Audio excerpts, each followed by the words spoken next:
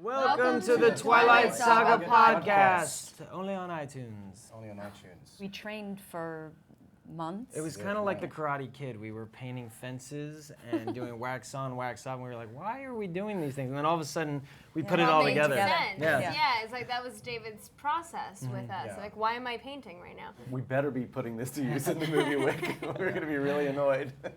I think it's nice. We are all like really a family unit. We all spend a lot of time together on and off set. But it was intense doing like such violent things together, like being in fight training and having to really learn to trust one another, and no one ever really learned to trust me. I was probably the most violent. No, but truly none of the stunt men would want to rehearse with her at a certain point.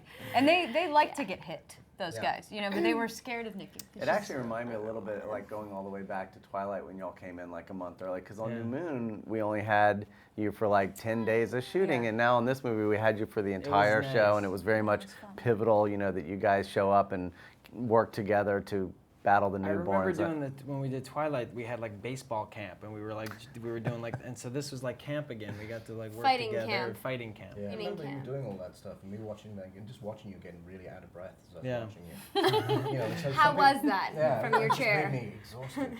But I think he'd be eating sandwiches, going, "Try that one again." No, you know, and you know, so a lot of directors are those guys who, you know, they get in the harnesses to show the actors that they're there with them. And they'll do all of the stunts with them. I'm not that guy.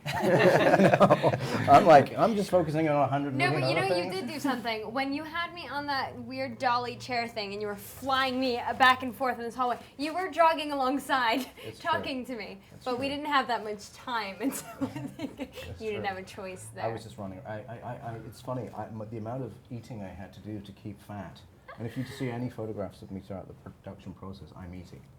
And just because I was moving around so much, You needed the energy. I mean, I was losing weight for 5 months or something. I was putting on weight faster than when I was a fetus. It's the weirdest thing. Making these movies is the only time where I actually go up to a director. I think I went up to David a few times and went like, "Are you okay?" But not because you were like expressing that you weren't, but just because I can't imagine being in your position. It's just so insanely overwhelming just watching you. So I always you had so many different themes running through this movie, and you had to worry about the action stuff, you had to worry about the love triangle, and you had to worry about the vengeance aspect, you had to worry about the alliances of these two, and it's a bigger cast than I think any movie. Right. I mean, the cast that we have between the werewolves, the vampires, the bad vampires, the Volturi. I mean, that puts a lot on your plate. Yeah, you remember actually when we first met, I kind of met each one of you individually.